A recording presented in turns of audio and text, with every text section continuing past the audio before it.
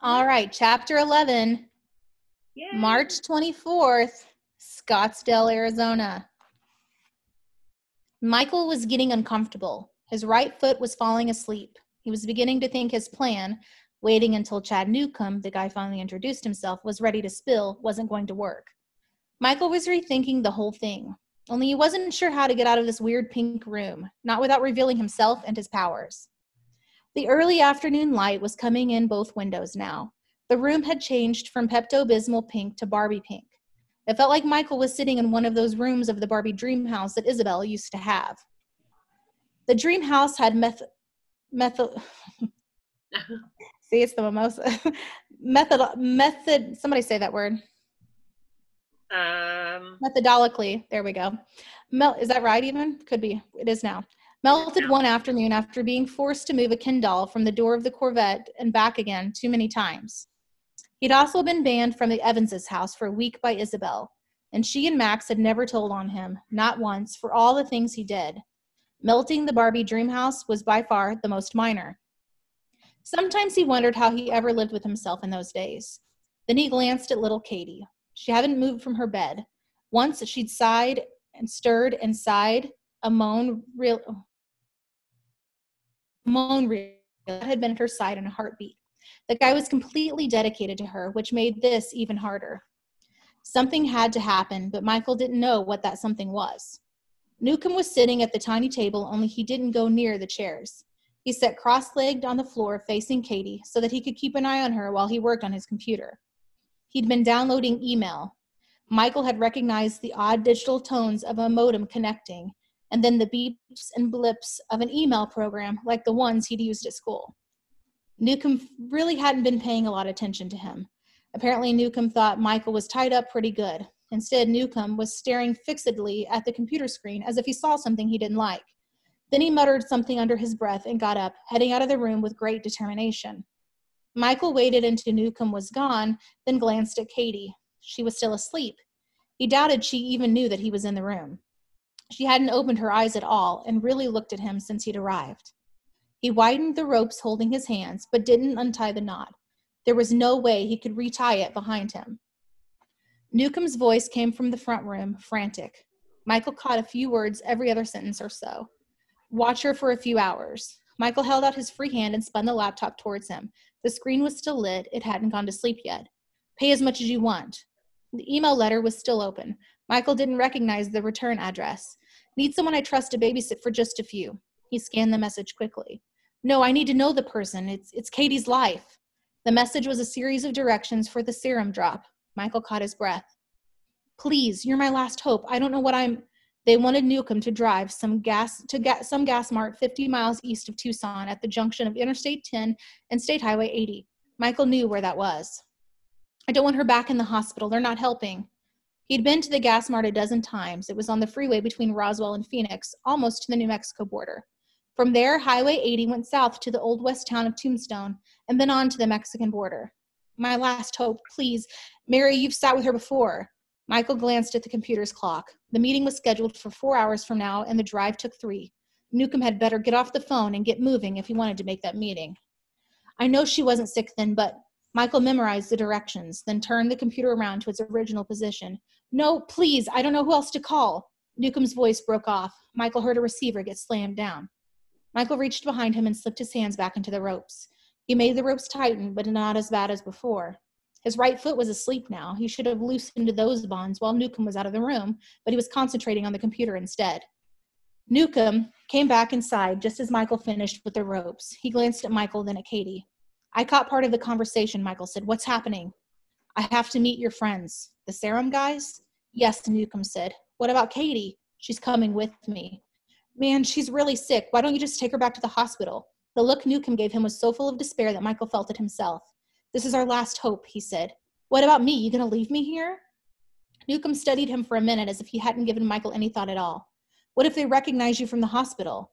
They won't, Michael said. He had to go along on this trip. He had to find these idiots and stop this scam before others got hurt. Will you behave? Scout's honor, Michael said, even though he had never been a scout. If something happens to Katie because of you, it won't, Michael said, resisting the urge to say that if anyone hurt Katie, it would be Newcomb. Taking her out of here was as stupid as taking her out of the hospital in the first place. Where are we going? You don't need to know, Newcomb said. It would help if I did, Michael said. Yeah, Newcomb said, it would help you. Michael sighed and leaned back. There was no arguing with this guy. The best thing about taking Katie, in fact, the only good thing, was that the gas mart was hours closer to Max. If Michael got the chance to get a phone, he might be able to get Max to meet him there. If he got to a phone, which wasn't likely, looking at Newcomb's face. I'm going to get the car ready, Newcomb said. We don't have a lot of time. Okay, Michael said. If you're going to give me trouble, I'll have to drug you and put you in the truck. Michael felt a surge of panic. He wasn't going to let that happen. He wasn't going to be unconscious again, even if preventing it made him reveal his powers. I already promised I'll be good, Michael said, sounding like a little kid. Newcomb nodded. He gave Katie one last look and then grabbed some blankets from her closet. Michael watched him go, calculating how much time he had. He listened to Newcomb's steps fade away, a door opened in the distance, and then he heard nothing. This would be his only chance. Michael scanned the room for the phone. There wasn't one. He should have realized that. He had heard the phone ring, but not in here. But the computer had a modem line, and he'd seen a phone icon. In the distance, footsteps sounded. Michael tried to look relaxed. Newcomb came back into the room, grabbed a couple of medicine vials and a stuffed animal, and left again. The sound of his footsteps seemed to go in the same direction as they had before. Michael's mouth was dry. He unhooked his right hand as he before, using his weight, moved the chair 3 steps sideways. He clicked on the phone icon and got the phone up, and was relieved to see that it had been programmed. He would only have one phone call, and he wasn't sure who to call. Max wouldn't be home during the day. There was no telling where anyone was. Michael had only half a second to consider, and then he dialed, praying he'd get an answer. Chapter 12, page 142. March 24th, Roswell, New Mexico. Isabel tucked a strand of hair behind her ear. She wished she had worn her hair pulled back in a ponytail like she often did. She was constantly trying to keep it from getting into the unidentifiable goo that covered Michael's countertops. Hadn't anyone taught him to wipe up his messes? She was convinced there were soda stains that dated from the day he first moved in. It was going to take some really incredible cleanser to get the sticky stuff off without taking off the countertop, too. What is this? Liz asked, holding a slimy green bag by its ragged edge. Don't go there, Maria said. The work of cleaning the kitchen seemed to agree with her. She hadn't snapped at anyone in at least 10 minutes. Not that Isabel blamed her. She felt like snapping at people, too. There was a knock on the door, and all 3 of them stopped. Maria had a look of stunned surprise on her face before she realized that it couldn't be Michael at the door. He wouldn't knock on the door to his own place. Liz glanced at Isabel. Who is it? She yelled. Max and Tess. Maria ran to the door. The sooner they came in, the quicker they could try to reach Michael. They'd all been frustrated by the wait and the incredible mess in this place. At least Isabel had. Maria pulled the door open. Max and Tess came inside. Tess's mouth was a thin line. She didn't look happy. Isabel couldn't read Max. That was happening more and more. It was as if part of him had grown a shield, one that she couldn't reach through. What happened? She asked, setting down the current pizza box. Max wants to help that reporter. Tess sounded as unhappy as she looked. Max? Isabel asked. Max gave her a miserable look. She knows we were at the hospital, Isabel. She has a security tape with me and Michael on it. She knows we're connected somehow. She's threatening to give us up to the police. Unless you do what? Isabel held her hands up. She had to wash them before she left the kitchen.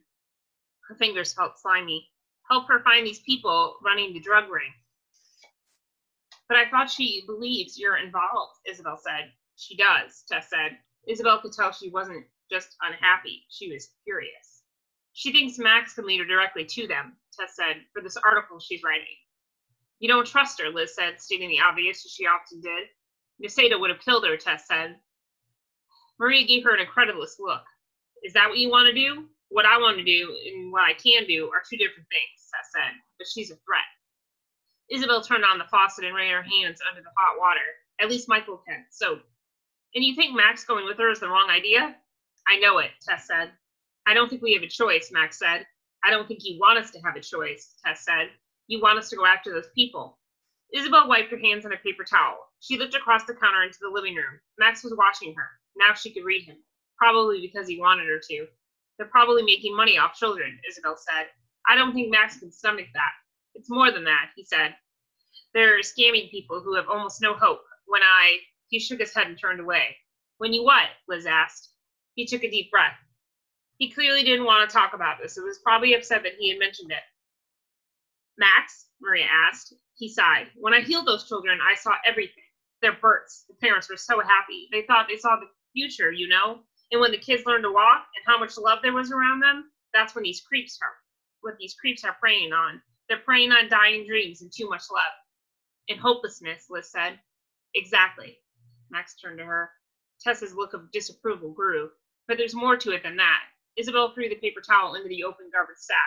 They couldn't run the scam if Max hadn't saved all those lives. Max shoved his hands into his pockets and walked towards the window, his back to all of them. That was what bothered him the most, and Isabel knew it. Michael had a saying she hated, but she knew Max was thinking about it. No good deed goes unpunished. This was Max's punishment for helping those kids. They could be killing kids with their serum. They may be bankrupting families. Max bowed his head. I've got to do something. But you don't have to risk your life to do it, Tess said. Yes, Max said, I do. No one spoke for a moment. Then Maria said, what about Michael? I don't think she knows where he is, Tess said. He might have gone after them too, Max said. We just don't know until we figure out something. Maria inclined her head toward Isabel. This apparently was her cue. I could try to dream walk, she said. Max turned. Michael would have to be asleep for that to work, he said. You were floating in and out of consciousness, Isabel said. It worked then. Max nodded. You think maybe this will work? Yeah, Isabel said. What she didn't say, what she knew Max understood, was that Michael had to be drunk, asleep, or in serious trouble for this to work. Why didn't you try it already? Tess asked. We waited for you guys, Liz said. We wanted help here if something happened to Isabel. Tess's wide-eyed gaze met Isabel's. Finally, understanding on her part too. This might not be about a serum or a reporter. It could be skins or others from their home planet, or a new threat none of them had heard of. How do you plan to do this? Max asked. I thought I'd focus on Michael, Isabel said. I'd just lie on the couch and see if I could doze off. If I do, then he's asleep, it might work. Then if he's asleep, it might work. Max nodded. I told the reporter I'd be back tonight, so we have some time. All right, Isabel said. Let's give it a shot. She walked over to the couch and laid down, carefully avoiding the raised spring. The couch had almost no support, but the cushions were soft. You actually think you could sleep on that thing? Maria asked. Isabel can fall asleep anywhere, Max said. Isabel closed her eyes. She was tired. All she had to do was relax, and if she relaxed, then she'd fall asleep. Maria hovered near the couch. How anyone could sleep on that thing was beyond her. Anyone except Michael, that is. Michael could fall asleep on the floor, in a car, in class, anywhere, just like Isabel.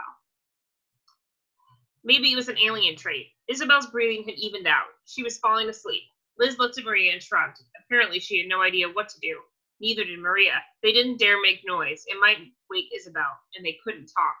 Maybe this was a bad idea after all. Maria needed to keep busy. She was a lot happier when they were cleaning this place than she was just standing around. Then a phone rang. The entire group looked at each other, except Isabel, who was still sleeping. The phone rang again, and 4 people jumped into action. Max went for Michael's phone, and Tess reached into her purse. Liz grabbed her purse off the coffee table, and Maria searched for hers. Where did she leave it? Max picked up Michael's phone. Tess answered her cell, and so did Liz, but the ringing continued. Maria finally saw her purse under a chair near the door. She grabbed the purse, pulled out her phone, and answered it. Geez, the one time I needed to answer the phone fast. It was Michael. Her heart leapt. Michael, where are you? Everyone stopped as everyone looked at her. Isabel was sitting up, rubbing the sleep from her eyes. Listen, Maria, I don't have a lot of time. If I stop talking, you stop too, okay? It's real important. Why? What's going on? Just agree, okay? Okay. Maria looked at everyone and shrugged. Are you all right? I'm fine, but I don't have time to chat. Just listen. No, wait. Be quiet for a minute, okay? Okay, but no buts. Just shut up. She did.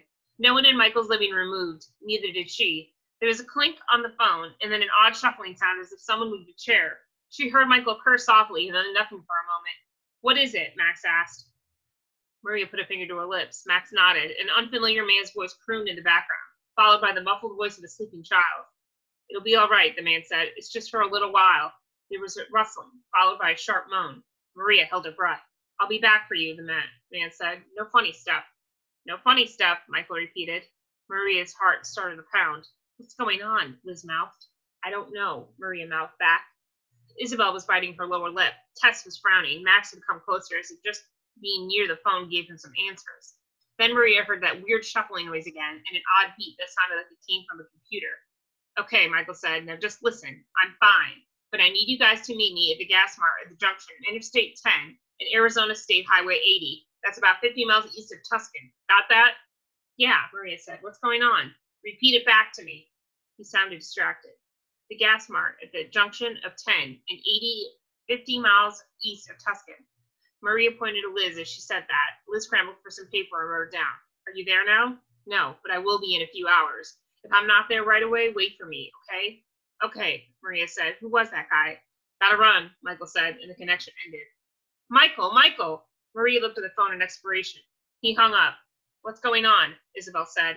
I have no idea. I heard a guy and a kid in the background, and someone moaned. Michael is being all secretive. What's this about meeting him? Max asked. Maria shrugged. Did you get it, Liz? Interstate 80 and 10, 50 miles east of Tucson, she said, reading off the note. He wants us to meet him there in a few hours, Maria said. He can't mean Interstate 80, Isabel said. That's clear up north. Arizona 80, Maria said, glaring at Liz, and Interstate 10 at the junction. We're supposed to go to a gas mart. Is he all right? Max asked. He said he was. What's he doing? Isabel asked. He didn't say. He was in a hurry. He's up to something, Isabel said. You said there was a kid?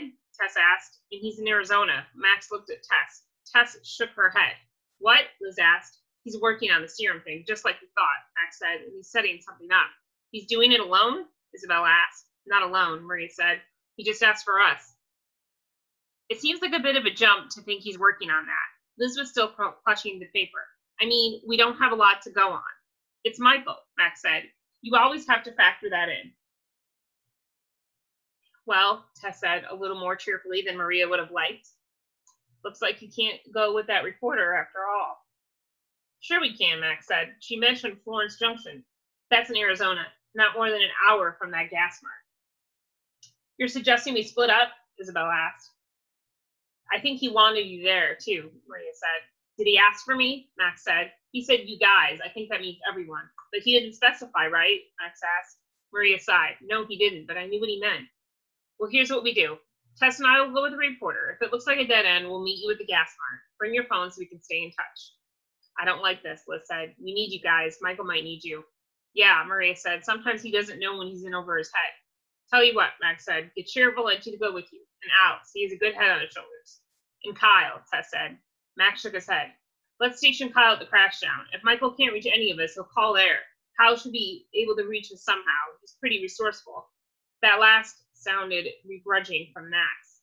He still hadn't gotten over the whole Liz-Kyle thing that led to the breakup, but he blamed Kyle more than Liz. I think you should come with us, Maria said. I don't like this reporter idea. Neither do I, said Tess. Me either, Isabel said. I think it's a sensible plan, Liz said. Max smiled at her. Why would you think that? Tess said. What if Michael's hurt? Then what? He said he was fine. Liz was looking at Max. But now we know he's not in serious trouble, or he would have said so. We can afford to have Max and Tess go after the scam guys. And you, Liz, Max said. I'd like to have you with us. Why? Tess asked. Marie resisted the urge to roll her eyes. Liz seemed to have a connection with her at the restaurant. We might be able to use that to get information from her, Max said. Maria didn't like it. I'm not sure Michael's all right, she said. Why not? Max asked. The guy on the phone told Michael no funny stuff, Maria said. Everyone looked at her. Did Michael sound worried about that? Max asked. Marie reluctantly shook her head. Then we won't worry about it either. Max, Isabel said, I think it's irresponsible to go with the reporter. No, Isabel, Max said. If you think about it, you know I'm right. These guys are putting a lot of children's lives in jeopardy. Tess and I can't stop them, and we will. Tess and I can stop them, and we will. Maria sighed. Max was right. She hated it when he was right. I hope you can do it fast. So do I, Max said. Believe me, so do I. And that's chapter 12. So back to it. Chapter 13, March 24th, Tucson, Arizona. Chad was full of doubts. His stomach was twisted in so many knots that he was nauseous, and his shoulders ached from the tension. Turning the steering wheel into sharp corners actually helped muscles in his back. He had a kid tied up in his front seat, and in the back, his critically ill daughter in her car seat. The road stretched out before him, flat against the desert scrub. It seemed to stretch forever. He knew Tucson was just ahead because the signs told him so. But like most things in the desert, the city seemed very far away. Katie's breathing had changed in the last half hour. Chad was more familiar with the sound of Katie's breathing than he was with his own. When she had been a newborn, all red and wrinkled, he used to stand over her crib and watch her tiny chest rise and fall. Sometimes he'd fall asleep in her room, lulled by the sound of that even breath, in and out, as soothing as any sound he'd ever heard. Before Katie was born, Chad used to think the most precious, soothing sound he'd ever heard was Maggie's heartbeat, steady and even as they cuddled together in their own bed. When Katie came into the world, both he and Maggie listened to all the sounds she made, thinking there was nothing else like it on earth. Sometimes he regretted those last years, putting Katie first because he didn't realize that he was going to lose his wife. And now he was going to lose his daughter. He was chasing after scams and ghosts and fever dreams, jeopardizing his daughter's very life. There weren't many other cars on the road, for which he was thankful. He had tied the boy tightly, but he still feared that someone would drive by and see the kid's hands tied in his lap. To his credit, the boy didn't move much or say much. He seemed to be concentrating on the road ahead, although once or twice he glanced back at Katie as if he were checking on her too. Her breathing had gotten even more raspy. Perhaps it was the desert air being filtered through the car's air conditioner. Maggie believed that Katie had mild allergies to something that grew in the desert because she used to sneeze so after hard rains. When the desert bloomed, Katie sneezed. Chad had been so focused on his daughter that he hadn't noticed the rainstorm earlier in the week. He had probably been inside when it happened. The desert was in bloom and it was beautiful. Maggie used to love the desert in full flower. Katie coughed and wheezed. The boy glanced over his shoulder, an alarmed expression on his face. Then Katie hacked and choked. Chad started to pull over. No, the boy yelled. He was out of his bonds and throwing himself into the back seat. Keep going. She needs to get to a hospital. He finished crawling over the seat and picked her out of the car seat, adjusting her position so that she could get more air. Chad looked at them, the boy he kidnapped and his frail daughter, and watched the boy try to save her life. He stepped on the accelerator and sped down the highway. He knew where the hospital was in Tuscan. It was only a few miles from here. Normally he'd think that was nothing, but a few miles was probably a few too many. Katie's face was turning blue. Come on, kid, come on, Michael was muttering. Breathe. She was so small. He could feel her ribs and the knobs of her spine through her tiny shirt. She was burning up and something was caught in her throat. Her eyes were rolled in the back of her head, but he was afraid to do the Heimlich maneuver, afraid he'd make things worse by snapping her fragile bones. If only Max were here, Max would be able to save her. But Max was still in New Mexico, on his way to the gas mart 50 miles east of here, nowhere near close enough. He could feel the car accelerating. Rocks, buildings, and brush whizzed past the window, and so did the occasional car. Michael didn't think he'd ever been in a car that had gone this fast. Newcomb was passing on the right, sometimes kicking up dust as he hit the shoulder. Michael prayed that Newcomb knew what he was doing. The road dropped off past the shoulder in some of these areas, and Newcomb might flip the car. Breathe, Katie, Michael said, and patted her back gently. She was coughing now. He remembered hearing that was a good sign. Coughing meant someone wasn't choking to death. But her skin was still that sickly blue color, and she was so hot. He never touched a human body that was so very hot. Was she going to die in his arms? He wasn't sure he could take it, and he wasn't sure what he'd do to Newcomb if he did. Of all the fool things, bringing a child who was this ill on a long road trip. Michael had asked about it once when they got into the car, and Newcomb had made up some lame excuse about not being able to find anyone to stay with her. Then Michael had suggested taking her to the hospital in Phoenix, and Newcomb had reacted as if Michael had suggested leaving her on the side of the road. The man, in his fear and panic, was going to kill his own daughter. How close are we to that hospital? Michael asked as Newcomb sped off the off-ramp. If Newcomb didn't get her to emergency room now, Michael was going to take over. It was a risk he was willing to take. Katie, in spite of the fact she was burning up, was shivering. Michael wrapped a blanket around her and continued to hold her close. The hospital? He asked again. He knew he sounded panicked, but he didn't care. She needed help. Almost there, Newcomb said, swinging the car hard around a corner. Is she all right?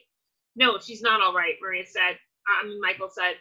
He wanted to say more. He wanted to say that she was dying, but he didn't know how much she could hear. Just get her there, all right, and fast. The car lurched into another corner, and the buildings near the road flashed past. Michael had no idea how fast they were going, but he was afraid it wasn't fast enough. Chad followed the signs on the congested street. He'd broken every driving law he could think of. He'd used driveways as shortcuts, driven on sidewalks, and sped down turning lanes to get to this hospital. It looked smaller than he remembered. They wouldn't be able to help Katie.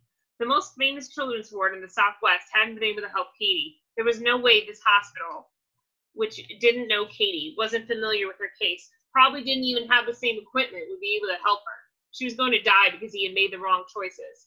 He skidded to a stop in front of the emergency room doors. pounding on the horn as hard as he could to get someone's attention. The door slid open as he stopped, and some nurses hurried out along with a security guard. Already Michael was getting out of the back seat, Katie in his arms. "Tell me where to put her," he said as he ran with her into the hospital. Her blankets trailed behind him. One tumbled out of the car, lying crumpled on the pavement. Chad followed. As he got to the doors, a blast of air conditioning hit him, followed by the smell of sterile air and disinfectants.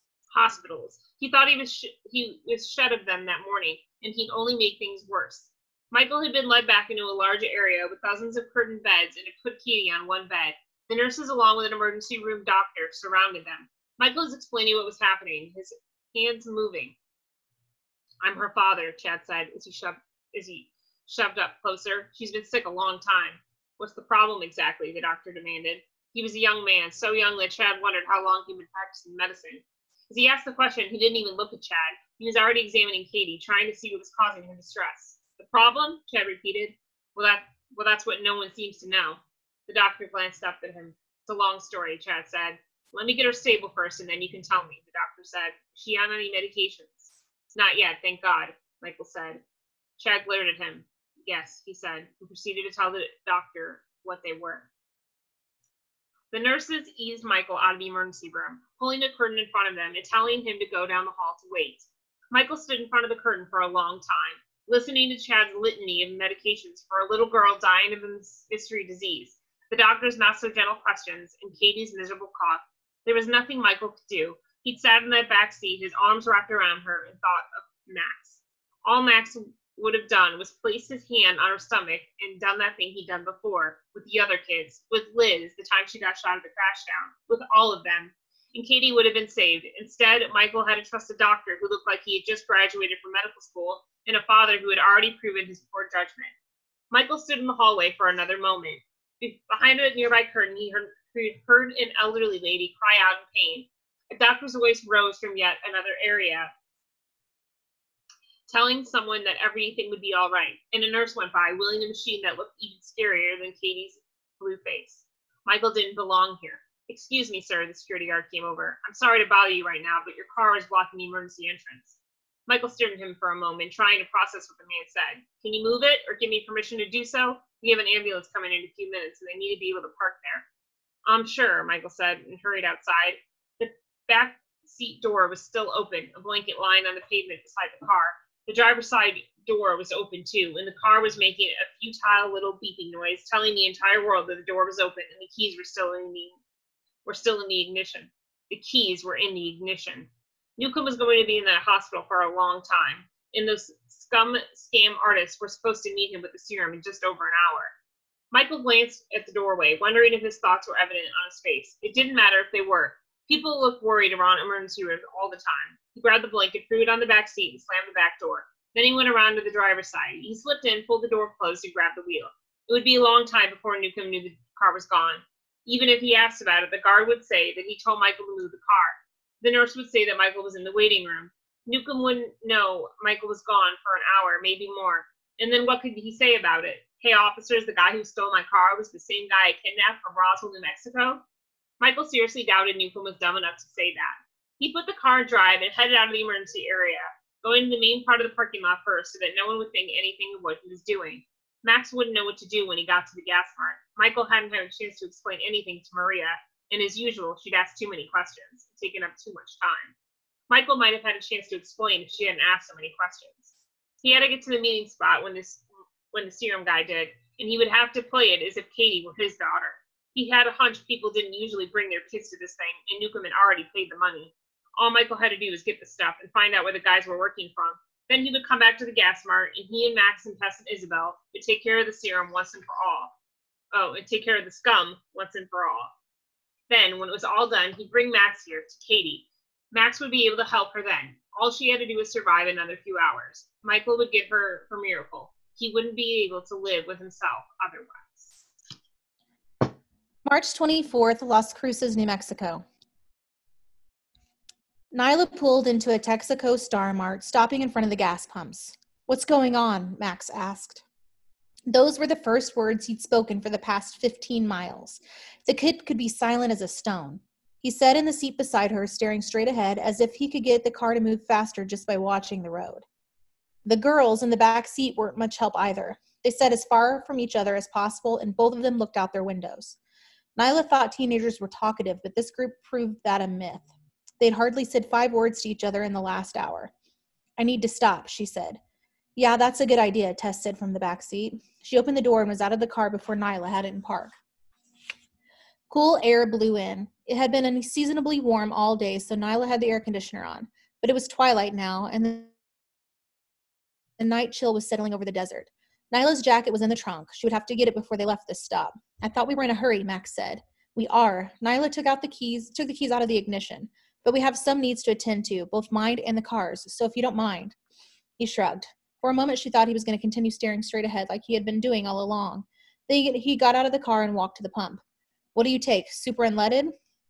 "Regular unleaded is fine," she said, "and cheaper." She'd already spent enough on the company's credit card. He went to the tank and started to fill it, which was certainly not behavior she would have expected given his attitude all day. She didn't remember being this weird when she was a teen. Her older brother had been surly, in fact. She couldn't remember him saying a kind word from the time he turned 13 until he turned 20. But Max was quietly unpredictable. Just when Nyla thought she had him figured out, he did something like fill her tank. She got out of the car. It felt good to stretch her legs. She'd been driving for a little under 3 hours and questioning her decision to bring these kids the entire way. She hadn't even checked to see if they had told their parents where they were going. They were all minors. If even one of them had made an accusation against her, she was in deep trouble, since she was taking them across state lines, or would be in a few more miles. Maybe she should reconsider this whole thing. She stepped across the pump island and headed toward the familiar red-black building. Nyla didn't see Tess inside, which meant she had probably had to make the same stop Nyla did. Her stomach was rumbling, too. A bit of food, and then she'd be ready to tackle the remaining hours of the drive. She'd glanced over her shoulder. Liz was following her, head down, purse clutched in one hand. Nyla had no idea why Liz had come along. At first, she had thought it was the typical jealous female thing. She had to be in the same place as her boyfriend and Tess. But slowly, Nyla realized that Liz and Max were uneasy with each other. She had got the sense from the little bits of discussion she heard that their relationship was over. So that theory was gone. Then a few miles later, she discovered that Max had asked Liz to come with them. Nyla couldn't figure that out. Liz didn't seem to have special skills. She wasn't as edgy as Tess or as calm as Max, and although she was in good physical shape, she wasn't strong either. Nyla grabbed the glass door and held it open for Liz. Liz gave her a tired smile as she walked through. "So," Nyla said, "you want to tell me what's up?" "I don't know what you mean," Liz said. "This afternoon you were all worried about your friend Michael, so worried you weren't doing your job well. Now you're willing to come with me, even force me to leave early?" Liz sighed. "Michael called. Some friends are going to pick him up." "So he's all right?" "We think so." That didn't sound positive. "You think so?" Liz nodded and headed towards the ladies' room. She tried the door, but it was locked. Tess probably was still inside. Nyla trolled a few of the aisles, looking for something that wasn't too fatty or salty.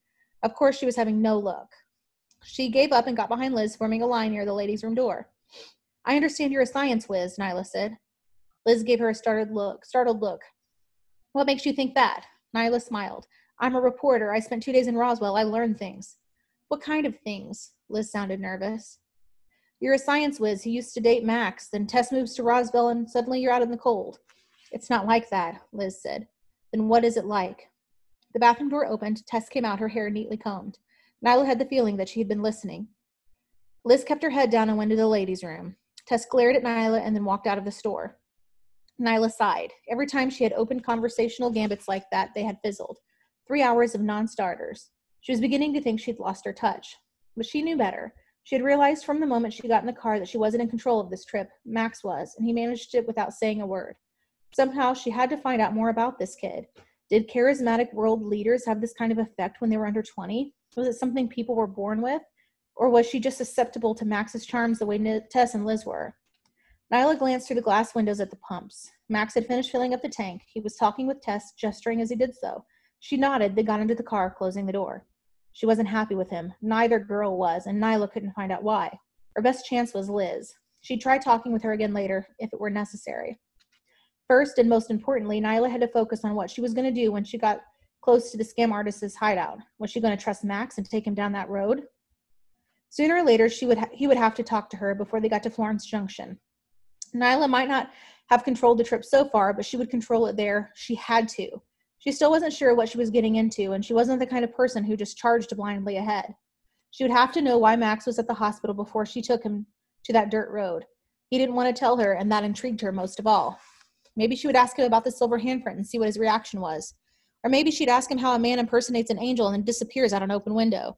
She had to find something to rattle him, and she had to do so in the next 2 hours. If she was creative, she would come up with something. She always did. Chapter 15. March 24, outside of Benson, Arizona. Truck stop heaven. Michael had forgotten how dry and dusty this place was. He had pulled into the Gas Mart's parking lot 20 minutes ago and had been sitting in the exact location where he needed to be ever since. He had parked in the outermost right-hand slot on the west side of the Gas Mart, exactly according to instructions. There was no windows on this side of the building, just a large dumpster and a metal back door that had a big sign on it, declaring that the door was locked and any tampering would cause some security system to go off. From this position, Michael could see the diner across the street. It did a lot of business, mostly trucks. Besides the diner was one of those really large truck stops, the kind that has beds and showers in the back for the long haul guys.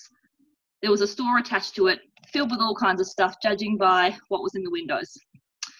On the other side of the Gas Mart, there was some fast food places and one extremely cheap, somewhat scary looking motel. Traffic went by at a fast pace here, almost as if no one wanted to get caught driving through this area, let alone stopping. He understood why the serum guys had chosen this as a drop point.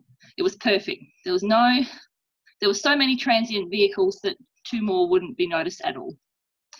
He wondered if that meant some local knowledge on their part, or if they had just stumbled into this place as they were passing through. Michael had the radio on softly to keep himself awake and the windows down, letting in the chill air. It was twilight, although it was kind of hard to tell. About the time he pulled in, all the lights had gone on at every business at the junction. Floods at the truck stop, neon at the diner, and good old-fashioned bulbs here at the Gas Mart. All that brightness had nearly blinded him, and for a while he wondered if he had missed his rendezvous. But the truck stop across the street kindly displayed the time and temperature every 30 seconds. Michael had arrived early and it was driving him crazy. He'd kind of hoped that Max and Isabel would have been here by now, but he knew that was wishful thinking. The drive from Roswell was a lot longer than the drive he had made, even with his almost hour-long detour at the hospital. He wished Newcomb had a cell phone in the car. Michael had searched for a phone after he stopped but hadn't found one. He wanted to call Maria to find out where everyone was, but then he wanted to call the hospital for an update on Katie. She hadn't looked good when he left and he had a bad feeling about it. Newcomb might have been stupid, but Michael didn't think Katie should pay for her father's mistakes. Michael knew there had to be payphones in the truck stop across the street, but he didn't want to leave the car, not even for a minute. It would be just his luck that the serum guys would show up when he was trying to call Maria. Besides, it was impossible to get her off the phone. Better to wait until later if he had the chance. Still, he was driving himself crazy waiting here. He had only the glimmering of a plan. All he knew was he had to stop these guys from making money off Max's miracle, off the fact that Max had done something good and noble. These guys might even be accidentally killing kids with their phony medicine, kids like Katie. Michael shuddered. At that moment, a truck pulled up beside him. It was an older 1-ton, like so many that went on the road here, dented and scarred, well used and well loved. The truck had a gun rack in the back window and a topper that looked like it had been purchased at a garage sale. The guy driving was huge and burly. He got out of the cab whistling that obnoxious Shania Twain tune about impressing people. Michael had hated that song when it had dominated the radio a while back. The guy left the cab door open. Michael got out too, leaving his door open. The instructions had been clear on this part. He was so glad Newcomb had left the instructions in the car. The guy wore a cowboy hat and boots, which added to his height, and he towered over Michael. A little young to have a kid, the guy said. A little dim to have invented a serum, Michael almost countered, but didn't. He wondered what Newcomb would have thought of this guy, what the other parents had thought. Some of us start young. I guess, the guy said. He reached behind the driver's seat and pulled out an ice chest, shoving it towards Michael. Michael took it. So you invented this stuff? He asked, before he couldn't help himself. The guy studied him for a minute. The note said, no questions. I bet I'm not the first person who asked you that, Michael said, as he adjusted his hands on the cooler. It wasn't heavy, just awkward. No, you're not, the guy said. He grinned and rocked back on his high heel boots. I'm just a delivery service. Michael nodded. So you don't know how to work this stuff? There's directions inside the cooler. Read them carefully and follow them to the letter. Got that? Yeah, Michael said. He had no idea why people would think this was legitimate, even if these guys had invented the world's greatest potion. Wouldn't they have a roadside stand or something? A redneck with a pickup truck and shoulders so broad he could carry the world on them didn't exactly inspire confidence. But then why would these guys be worried about confidence now? They already had the money. Technically, they didn't have to deliver the stuff at all. Thanks, Michael said, and put the cooler in the back where Katie's blankets were. They, more than anything, probably convinced the guy that Michael was for real. Sure thing, the guy said, touching the brim of his hat and getting in the cab of his truck. The moment the guy turned his back, Michael opened his palm. This was the tricky part. His powers were not finesse powers, and this is going to take some delicate work. He imagined a tiny hole in the front tyre and sent a little puff of energy towards it. The energy arrived in the form of a tiny fireball that burned right through the tyre. The smell of burning rubber mixed with all the exhaust and diesel fuel that seemed to permeate the air here. The guy didn't seem to notice. He got in his truck and started the engine. Michael got in the car and leaned out the window. Hey, he said, do you know you have a flat? The guy frowned. The tyre was done decompressing, so he probably couldn't feel the tilt inside the truck yet. What? Michael started the car and then pointed at the tyre. A flat, he shouted at the guy over the engine sound. On the front driver's side. The guy frowned at him, obviously not willing to trust him. I'll help, but I have to get this stuff to my daughter. Thanks for bringing it here, Michael said as he put the car in reverse and backed up. Then he turned and peeled out of the lot, making it seem like he was in a great hurry. As he hit the road, he glanced in his rearview mirror. The guy had gotten out of his truck and was prodding the flat tyre with his toe. Michael grinned and headed off the way he came, just in case the guy was watching him. He got on the freeway, heading for, I want to say, Tucson? I don't know. Drove until the next exit, then got off and went over the overpass to a frontage road. A few moments later, he was headed back to the truck stop. When he got close, he parked in a fast food restaurant parking lot. Fortunately, Newcomb's car looked like every other car on the road. The guy wouldn't be able to tell that the car belonged to Michael. He would think Michael was long gone. Michael made sure he could see the gas mart and the truck from his parking space. Then he settled in and watched as the big guy tried to figure out how to change a tyre. Maria pulled out her phone from her purse. The digital front declared that the phone was on and it was in a service area. In fact, the line went up the right side of the face, indicated that the power was charged and receiving full power. It just wasn't getting any calls. Staring at it won't make it ring, Alex said. He was sitting behind her in the back seat of the van Sheriff Valenti had borrowed. Unless, of course, you're Isabel. I can't make phones ring, Isabel said. She was sitting beside Alex and looked vaguely annoyed at his comment. She seemed as on edge as Maria felt. For several miles now, Maria had been wondering if she'd dreamed that phone call from Michael. The first time she pulled out her phone, she opened the digital memory and glanced at the call history. Sure enough, she'd gotten a phone call when she was at Michael's apartment. She hadn't made that up. I don't expect any calls for a while, Valenti said, glancing over at her as she put the phone away. He was driving easily, one hand on the steering wheel, the other resting on the floor shift. He was the only one of all of them who didn't seem nervous. Why not? Isabel said. It sounds like Michael called you in the middle of something, Valenti said. He's not the type of guy who'll call when something changes. No kidding, Maria said. Max is, Isabel said. Yes, but I suspect Max has his hands full. I've read stuff by that reporter. She's even been on some of those news talk shows on Fox and MSNBC. She's good, and she's dogged. Valenti glanced into the rearview mirror. He's been doing that a lot. When Alex asked him about it, Valenti had merely said, just checking. Great. Dodge reporter, that's all we need, Alex said. If I had been involved in the planning of all this, Valenti said, I wouldn't have recommended trusting her. We didn't trust her, Isabel said. She threatened to expose Max and Michael to the Phoenix police. Valenti let out a great sigh. Maria gave him a sideways glance. He looked very irritated. You kids should have told me about the whole thing at Christmas time. Well, we didn't, Maria said. Because, Valenti said, interrupting her, we could have done something then. I would have known about the security cameras in the hospital. We might have come up with a cover story. He sounded more irritated than Maria had heard him sound since a trip to Las Vegas. He hadn't known about the Christmas miracle until this afternoon, and he wasn't pleased about it. You kids are taking too many risks, he said. Max and Michael have to know that. The more people who see your usual powers, the more cover-up you have to do. Eventually there'll be a leak, and it'll be a dangerous one. Max is trying to cope with that now, Isabel said. So, Valenti said, let's say he finds the men who are running the scam, then what? Isabel shrugged. Max will figure out what to do. That's what I'm afraid of, Valenti said. And what happens if they find a list of all the families who bought this junk? I don't know, Maria said. Maybe they give it to the reporter. Maybe, Valenti said, but that doesn't sound like Max, does it? He wouldn't risk trying to find all these children, Isabel said. Won't he? He risks everything on Christmas because he said he was seeing a ghost. How badly will this haunt him? Children getting harmed worse because of an opening he gave to some scam artists. It's not Max's fault, Maria said. I know that, Valenti said. You know that, but we're talking about Max here. He can't do anything tonight, Alex said, trying to calm them all down. I mean, even if he finds the guys, he can't do anything with the kids. And he's supposed to trust this reporter, Valenti said. You're the one who said you recognised her name, Isabel said. I know, Valenti said. I've just learned over the years not to trust any reporters, no matter what they promise. Maybe we should call him, Isabel said. And say what, Maria asked. Don't trust this lady? I think Max is bright enough to know that. It's all past tense now, Alex said. Whatever happens, happens. I didn't know you were such a fatalist, Isabel said to him. He glanced at her and gave her a fond smile. Maria saw the reflection of it in the windshield. I guess I learned to accept a lot in the past couple of years. Isabel looked vaguely guilty and turned her head away from him. Valenti shook his head slightly. Do we know what Michael is doing at this junction? He asked Maria for the 5th time. No, she said. I don't like this, Valenti said. We don't know what we're getting into, and it sounds from what you've told me like Michael has picked up some friends, or they picked him up. No one can hold Michael for long, Isabel said. We don't know that, Alex said. We've come across a few things that aren't safe for you guys. Do you think this is some sort of setup, Maria asked Valenti. That had never crossed her mind. She thought of other possibilities, but never that someone was using Michael as bait. Yeah, Valenti said. I think that's a distinct possibility. What would they want, Isabel asked. Probably you, Max and Tess, Alex said. Michael didn't ask for that, Isabel said. Actually, he sort of did, Maria said. There was a silence in the car. Finally, Isabel said, what do you mean? He asked that we all meet him. I'm sure he wanted Max along. I'm sure he expected that Tess would come too. Valenti shook his head. Sometimes he could be as annoying as Kyle. Up until this point, Maria hadn't thought they had much in common.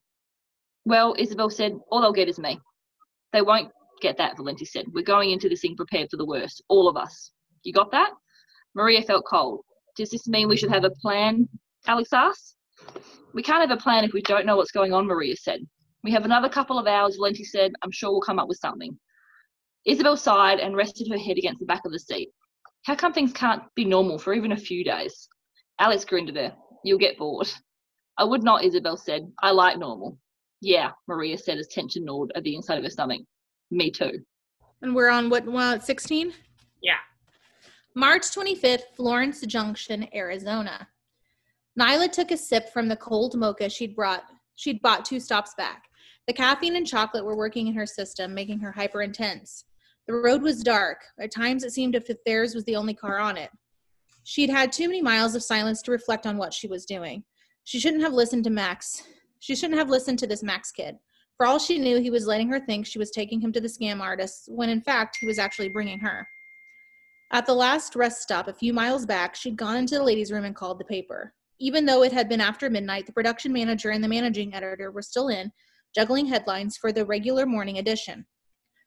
Nyla had told them she was investigating a lead near Florence Junction, and that if she didn't call in by noon the next day to send someone to look for her, that was the best she could do. She had tried to leave the girls at a stop near where they had left the freeway, telling Max it wasn't safe to bring them along. She had said that it would be better for them to sit inside, have a Coke on her, and wait. They had cell phones, but it wasn't like abandoning them. It wasn't like she was abandoning them. But Max had said no. He didn't want to be separated from them. Nyla had been quietly relieved. She didn't want to leave the girls alone, but she was at her wit's end. She wasn't sure what would be the best course right now. Right now, the kids outnumbered her, and if they were working with the guys who made the serum, she could be in real trouble. On the other hand, the kids might have special knowledge that could get her inside the scam artist's hideaway, but neither of those things felt right. She got a sense of quiet fury from Max, and if truth be told, she was a bit worried that he might go a little crazy on her. Not against her, against the scam artists. And that wouldn't be good either. From the looks of the guy in the pickup she had followed to find their hiding place, they were not the people to mess with. She turned onto the unmarked county road that led to the hideout. How much further, Liz asked. Not much, Nyla said, and then felt a surge of irritation. She answered their questions, but none of them had answered hers. No matter how innocuous the questions seemed, she even tried to draw them out about school. No one had really spoken to her with anything but surface answers. She felt like a leper.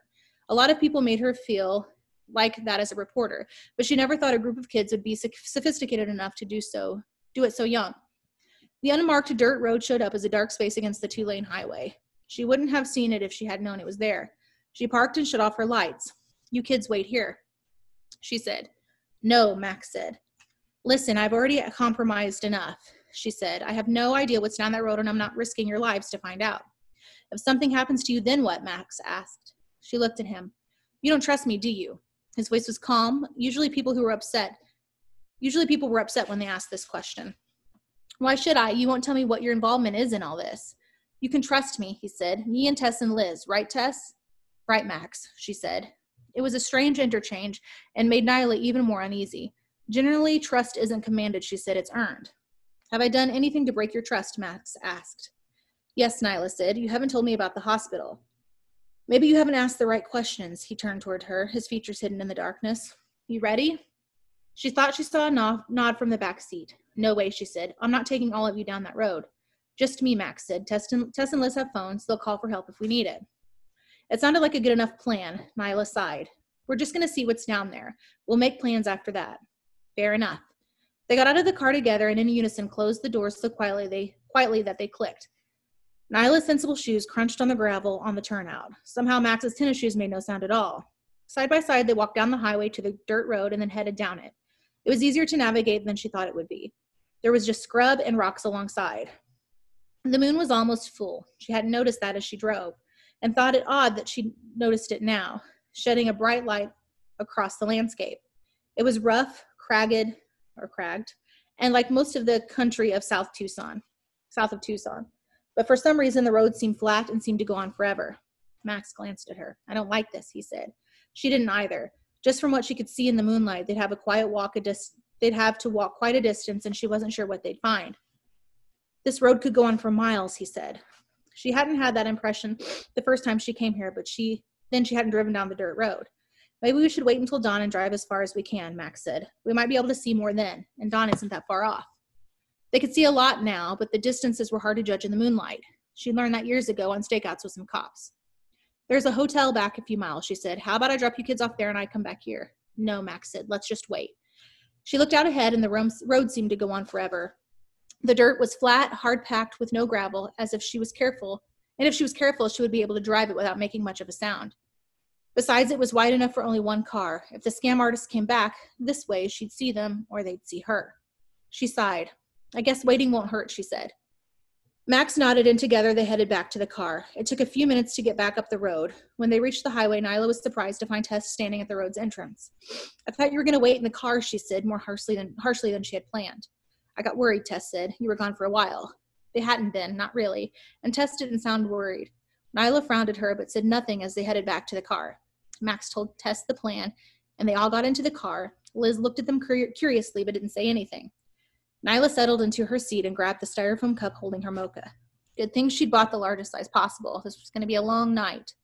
Max settled in beside her and stared straight ahead, as if he couldn't just see into the distance, but into the future as well. She'd never seen a kid his age sit so still, and she'd never sat on an Arizona highway that seemed so empty. An almost full moon. How had she missed that? She'd been off all day. She'd hoped this feeling would change before morning, or at least before dawn. Max let out a small breath. He raised his eyes to the rearview mirror. Tess gave him a thumbs up. She looked distracted, still focusing on creating a false landscape to distract Nyla. She had already put her energy into making that road look like it went on forever, tricking Nyla's eyes when it had actually curved through rocks and scrub and looked like a relatively short road. Max had thought he'd seen the outline of a house tucked up against a rock bluff ahead of where they had stopped. The faster Max scoped out the road alone, the better off they'd all be. Fortunately, Nyla had disappeared into the ladies' room twice on this trip, so he and Tess had time to plan that they would give Nyla the virtual vision of a long, quiet night. It would be hard for Tess to sustain, but she was determined. Max glanced over her shoulder. Liz's eyes met his. She was going to stay in the car until he came back, mostly to keep an eye on Tess and distract Nyla if the vision wavered. He was quiet as he let himself out of the car. He closed the door so gently this time that the car didn't even rock. He made his way across the gravel towards the dirt road. As he did, lights appeared in the distance. He ducked into a drainage ditch and hoped that the passing car wouldn't notice Nyla's car in the turnout. Maybe, if the driver did, he might think that Nyla was sleeping. Folks did that in turnouts in the desert, trying to take care of themselves on long, difficult drives. The drainage ditch was empty, the ground hard and dry. The air smelled faintly of oil, sage, and a plant that Max couldn't identify. The car got closer, the sound of its engine possibly loud in the night silence. Finally, he caught a glimpse of the vehicle and realized it was too large to be a car. It was some kind of truck. Then, as he watched, it slowed. His heart pounded. The driver was going to stop and investigate the car in the turnout. That was not what they all needed. Headlights swept over him and he ducked, praying that the driver didn't see him. The truck turned on the dirt road. Dust and gravel sprayed up behind its wheels. Some small rocks hit Max on the back, but he didn't care. His breath caught in his throat. He was one of those scam artists heading back to the house. He would have someone to follow. He waited until the taillights disappeared in the scrub before clambering up the side of the drainage ditch.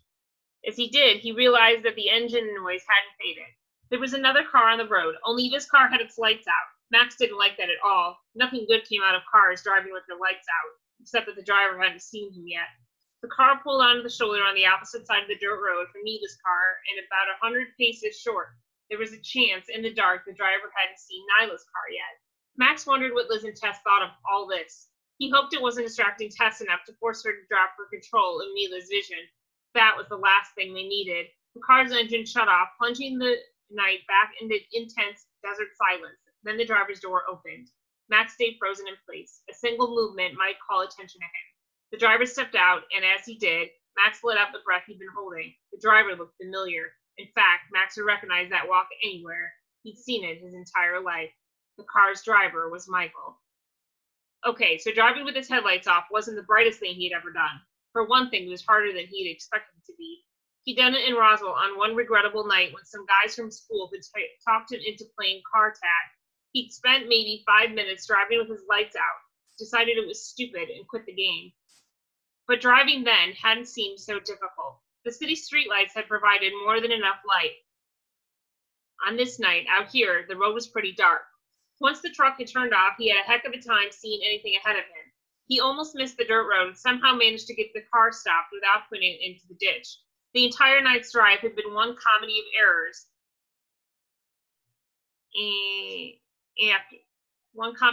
After another. He'd waited behind that fast food joint for nearly an hour while the truck driver struggled to fix his flat. At one point, Michael had nearly gotten out of his car and gone to help him. The guy was so bad at it. A guy who looked as tough as the driver should have known how to change a tire. There was just no telling with people. Then when the driver had finished with the tire, he'd gone into the gas mart to wash up. He'd come out, and Michael had started his car, expecting to get on the road. Instead, the driver had driven across the street to the diner, parked in the back, and gone inside. Michael had had to drive to the truck stop across the street and hide his car among the big rigs. From there, he could see inside the diner. A big-chested waitress with red hair that was so uniformly perfect that it had to be a wig flirted with the truck driver while he ate the biggest burger Michael had ever seen. Then the waitress had called to another waitress in the back and disappeared out the side door with the driver. Michael watched as they got into the truck. The cab's windows had fogged up, and fortunately he hadn't been able to see anything at all. He was going to assume for his sanity's sake that they were talking. He didn't want to think that they were doing anything else. After an hour, the waitress got out of the truck, blew the driver a kiss, and headed back inside the diner. Then and only then had the driver taken off. While he waited, Michael kept hoping Max and the others would arrive, but they hadn't. They really didn't have much of a chance to get there. He contacted Maria just before he left with Newcomb, and even with the stop at the hospital, he still had gotten to the junction hours before they would. Even with all the goofing around, the driver had wasted only a couple of hours. Still, if Maria had gathered everyone together and they had left at the same time, they might have arrived at the junction before he left, if whoever was driving really pushed it. Leave it to Maria to slow everyone down. They would have to be there when he got back, whenever that would be. The driver had left the junction quickly, but had taken his time after that. He didn't seem to care about the speed limit, often going slower than usual, as if he were looking for something. He stopped twice, both times to pick up beer at convenience stores along the road. So he did put the beer into the back of the truck, but Michael knew he wasn't drinking it. He also carried out paper sacks full of groceries or supplies of some kind. Michael had no idea why the guy didn't get everything at a real grocery store. But then Michael didn't understand people who ripped off sick and dying kids for a living. Michael made sure he stayed as far back as he possibly could. The driver never once turned around, so Michael didn't think the guy had made him. Still, it paid to be cautious. Who knew what was at the end of all of this?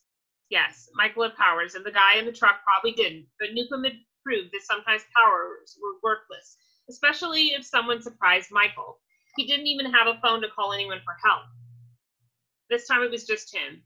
He wasn't sure he liked that. Michael got out, blinded by the car's interior dome light for a moment as the door opened. Then he moved down the shoulder of the road. His eyes were adjusting quickly to the darkness, and ahead he realized that the blob in the darkness was another car. His stomach twisted. Did the car belong to one of the scam artists? Had they seen him coming? Then he saw a movement near the dirt road. A man walked towards him.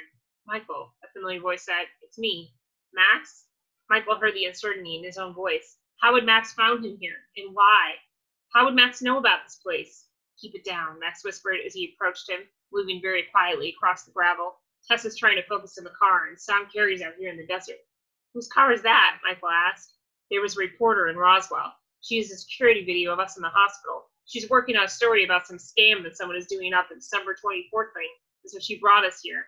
Deliberately? Why would anyone do that? Max looked toward the car. She thinks it'll help with her story. Did a snow job on her, huh, Maxwell? No, that's what Tessa's doing now. The reporter still thinks I'm in the car, but I still don't know how long Tess can keep this up, so we don't have a lot of time. Michael looked toward the road. I don't think either of us have a lot of time. You were following the guy, huh? Max asked. How did you know about this? It's a long story, Maxwell. Better suited to an evening of soda and pizza than standing here in the dark. We've got to get down there and stop these guys. So it is a group of scam artists. I don't know how many, Michael said, but one of them is big enough to make Schwarzenegger nervous. Then we better be prepared, Max said. Michael had had a long drive to think about what he'd do once he got to the scam artist's hidey hole. Oh, I'm more than prepared, Maxwell. I'm ready to put an end to this once and for all. Right, that was chapter 16.